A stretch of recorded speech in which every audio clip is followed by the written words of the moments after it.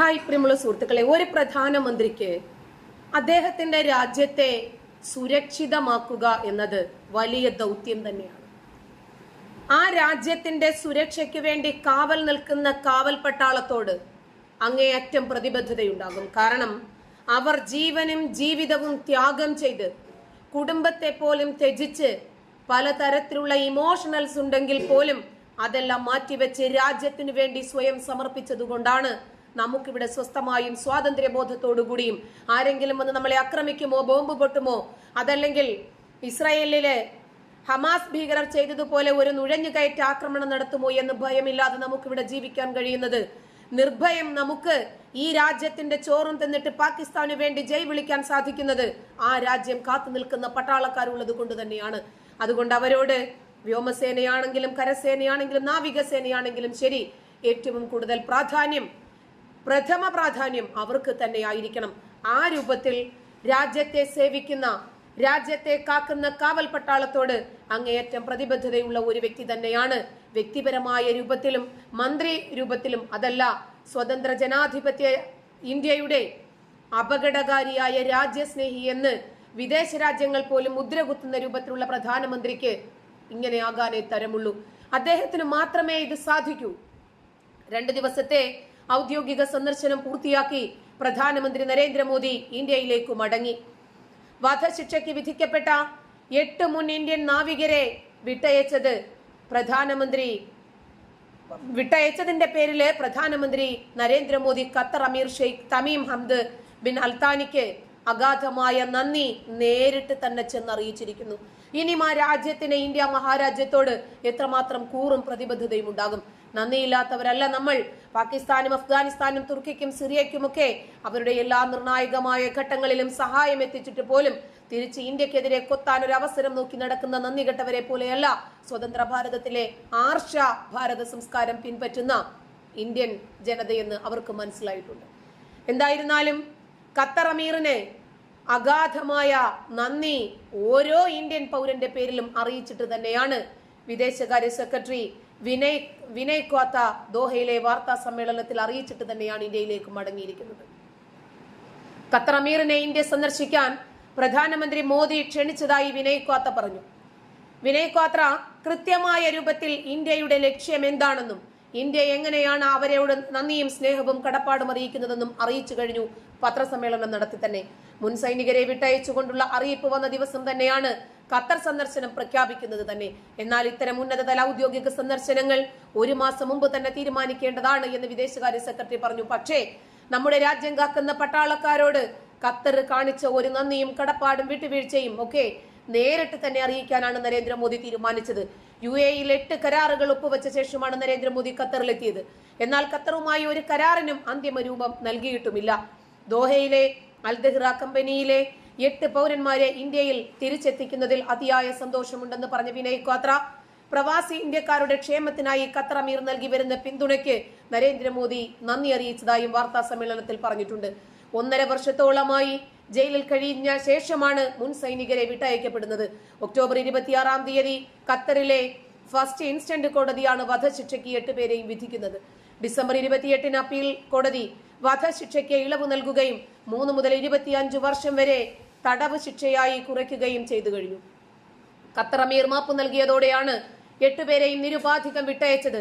വധശിക്ഷയിൽ നിന്നും 25 വർഷത്തെ തടവ് ശിക്ഷയിൽ നിന്നും പുഷ്പം പോലെ 8 സൈനികരെയും സ്വന്തം രാജ്യത്തേക്ക് തിരിച്ചെത്തിക്കാൻ നരേന്ദ്രമോദി എന്ന ഒരൊറ്റ പ്രധാനമന്ത്രിയുടെ കഴിവ് കൊണ്ടാണ് സാധിച്ചത് എന്ന് ആ വിക്ടിംസിന്റെ കുടുംബങ്ങളും അവരും തന്നെ പറയുന്നുണ്ട്. കഴിഞ്ഞ ഡിസംബറിൽ ദുബൈയിൽ നടന്ന COP28 ഉച്ചകോടിക്കിടെ പ്രധാനമന്ത്രി നരേന്ദ്രമോദി ഖത്തർ അമീറുമായി കൂടിക്കാഴ്ച നടത്തുകയും ഖത്തറിലെ ഇന്ത്യൻ സമൂഹത്തിന്റെ ക്ഷേമത്തെക്കുറിച്ച് ചർച്ച ചെയ്യുകയും ചെയ്തിരുന്നു. വാണിജ്യം, ഊർജ്ജം, നിക്ഷേപം, നൂതന സാങ്കേതിക വിദ്യ എന്നീ മേഖലകളിൽ ഇന്ത്യ ഖത്തർ ബന്ധം ശക്തമാക്കുന്നതിന് ഖത്തർ അമീറുമായി മോദി വിശദമായ ചർച്ചകൾ നടത്തി. മോദിയുടെ ദോഹ സന്ദർശനം ഇന്ത്യ ഖത്തർ ബന്ധത്തെ വിവിധ മേഖലകളിൽ വളരെ ഉയർന്ന തലത്തിലേക്ക് കൊണ്ടുപോകുന്നതിന് അടിത്തറയിട്ട് കഴിഞ്ഞു. ഇന്ത്യയും ഖത്തറും പ്രാദേശിക വ്യാപാരം ശക്തിപ്പെടുത്തും. ദീർഘകാല തന്ത്രപരമായ പങ്കാളിത്തം കെട്ടിപ്പടുക്കുന്നതിനുള്ള മാർഗമായി നിക്ഷേപം ഉപയോഗിക്കാനാണ് ഇരു രാജ്യങ്ങളും ശ്രമിക്കുന്നതെന്നും വിദേശകാര്യ സെക്രട്ടറി കൂട്ടിച്ചേർത്തു. ഇവിടെ ഇന്ത്യ എന്ന് കേൾക്കുമ്പോഴുടനെ, നരേന്ദ്രമോദി എന്ന് കേൾക്കുമ്പോഴുടനെ അപസ്മാരം പോലെ തുള്ളിമറിയുന്ന നമ്മുടെ രാജ്യത്തിന്റെ ചോറ് തിന്ന് വിദേശ രാജ്യങ്ങൾക്ക് വേണ്ടി കുരയ്ക്കുന്ന നന്ദികെട്ട ആളുകൾക്ക് ഇതൊരു പാഠം തന്നെയാണ്. നമ്മുടെ കുടുംബത്തിലെ കുടുംബനാഥനെ അഥവാ രാജ്യത്തെ കാക്കുന്ന സൈനികനെ അയൽ രാജ്യം അഥവാ വിദേശ രാജ്യം വധശിക്ഷയ്ക്ക് വിധിച്ചാൽ എങ്ങനെയായിരിക്കും ആ കുടുംബാംഗങ്ങൾ അതിനെ തരണം ചെയ്യുന്നത്? രാജ്യത്തിനു വേണ്ടി സ്വന്തം ജീവനും ജീവിതവും കുടുംബവും ഒക്കെ അർപ്പിച്ചപ്പോൾ അദ്ദേഹത്തിന്റെ വിദ്യാഭ്യാസവും എഫേർട്ടും അദ്ദേഹത്തിന്റെ എല്ലാം രാജ്യത്തിനു വേണ്ടി സമർപ്പിച്ചതിന് വിദേശ രാജ്യം തൂക്കുകയർ വിധിക്കുന്നു. എന്തായിരിക്കും ആ കുടുംബത്തിന് പറയാനുണ്ടാകുക, പ്രതീക്ഷിക്കാനുണ്ടാവുക?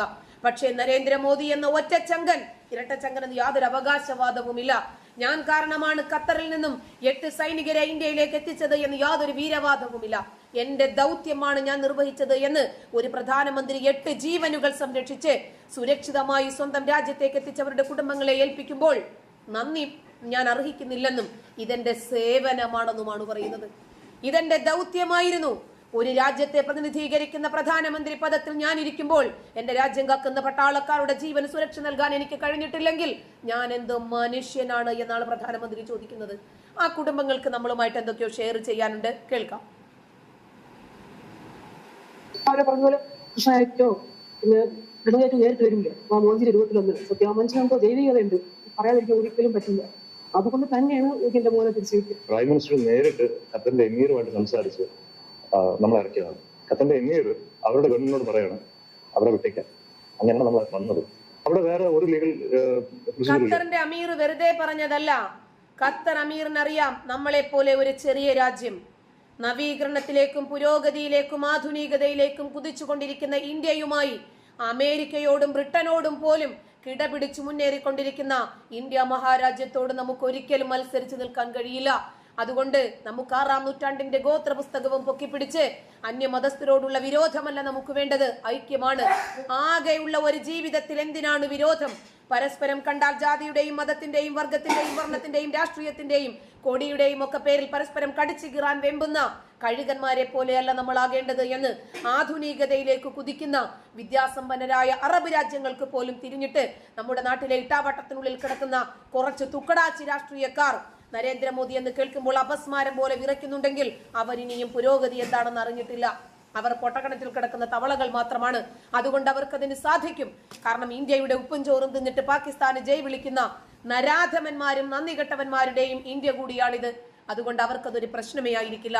തൂക്കുകയറിൽ നിന്നും സ്വന്തം ജനതയെ എത്തിച്ചപ്പോൾ ആ ഓരോ കുടുംബാംഗങ്ങൾക്കും നരേന്ദ്രമോദിയോട് നന്ദിയും കടപ്പാടും മാത്രമല്ല, ജീവനും ജീവിതവും രാജ്യത്തിന് വേണ്ടി സമർപ്പിച്ച പട്ടാളക്കാരോട് ഒരു പ്രധാനമന്ത്രി കാണിക്കുന്ന ഒരു പൗരത്വ ബോധവും ഒരു സുരക്ഷിതത്വ ബോധവും തന്നെയായിരിക്കും ആ കുടുംബങ്ങൾക്ക് തോന്നുക.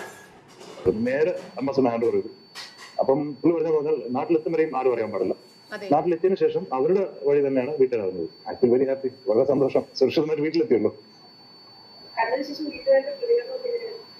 വീട്ടുകാരുടെ പ്രതികരണം പറഞ്ഞാൽ എന്നെക്കാട്ടി കൂടുതൽ സഫർ ചെയ്തത് വീട്ടുകാരാണ്. എന്നെക്കാട്ടി കൂടുതൽ സഫർ ചെയ്തത് വീട്ടുകാരാണ്. മകളും ഭാര്യയാണ് ഏറ്റവും കൂടുതൽ സഫർ ചെയ്തത്. പിന്നെ എനിക്ക് വേണ്ടി എന്റെ വൈഫ് ഒരുപാട് ഓടി നടന്നിട്ടുണ്ടായിരുന്നു. പൊതുവെ ഇങ്ങനെ ഒരു സിറ്റുവേഷൻ ഞാൻ ഒരിക്കലും എക്സ്പെക്ട് ചെയ്യാത്ത കാര്യമാണ്.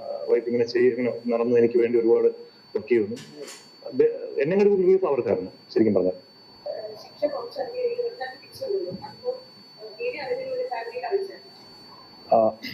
ഇത് റദ്ദാക്കിയ കാര്യം ആരും അറിഞ്ഞിട്ടില്ല. നമ്മളൊരു സുപ്രഭാതത്തിൽ അവരെല്ലാം പാക്ക് ചെയ്ത് നേരെ അംബാസഡറിനെ ഹാൻഡ് ഓവർ ചെയ്തു.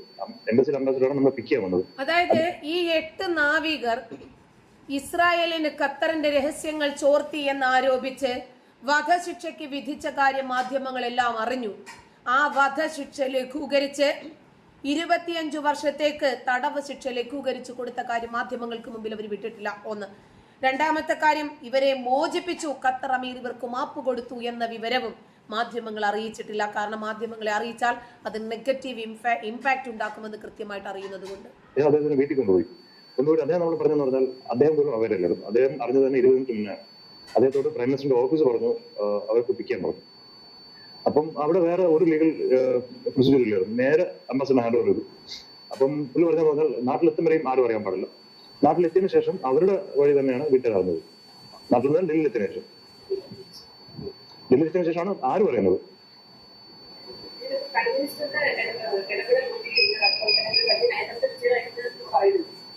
ഇത് പറഞ്ഞു കഴിഞ്ഞാൽ അംബാസഡർ അറിയുന്നത് തന്നെ 20 മിനിറ്റ് മുന്നെയാണ്. എക്സ്റ്റേണൽ അഫയേഴ്സ് മിനിസ്ട്രി പോലും അറിഞ്ഞിട്ടില്ല. അപ്പോൾ അതിന്റെ അർത്ഥം എന്താണ്? അംബാസിഡർ നേരിട്ട് പറഞ്ഞാണ്, പ്രൈം മിനിസ്റ്റർ നേരിട്ട് ഖത്തറിന്റെ എമീറുമായിട്ട് സംസാരിച്ച് നമ്മളെ ഇറക്കിയതാണ്. ഖത്തറിന്റെ എമീർ അവരുടെ ഗവൺമെന്റിനോട് പറയാണ് അവരെ വിട്ടേക്കാൻ. അങ്ങനെയാണ് നമ്മൾ വന്നത്. സോ പിന്നെ ഇതിൽ അപ്പം എന്താ മനസ്സിലാക്കേണ്ടത്? നേരിട്ട് പ്രൈം മിനിസ്റ്ററിന്റെ ഇടപെടൽ, എന്നാൽ അദ്ദേഹത്തിന്റെ ആ ഒരു അതോറിറ്റി അദ്ദേഹം ഉള്ളതുകൊണ്ട് മാത്രമാണ് നമ്മൾ ഇന്ന് ഇവിടെ ഇത്രയും ഹാപ്പി ആയിട്ട് സുരക്ഷിതമായിട്ട് ഇരിക്കുന്നത്. ഒരാൾക്ക് നമ്മളെ സീനിയർ മോസ്റ്റ് നമ്മളെ കമ്പനിയുടെ MD ആയിരുന്നു. പുള്ളിക്കാരന് എന്തോ ട്രാവലിംഗിന് എന്തോ ലീഗൽ ഇഷ്യൂ ഉണ്ടായിരുന്നു.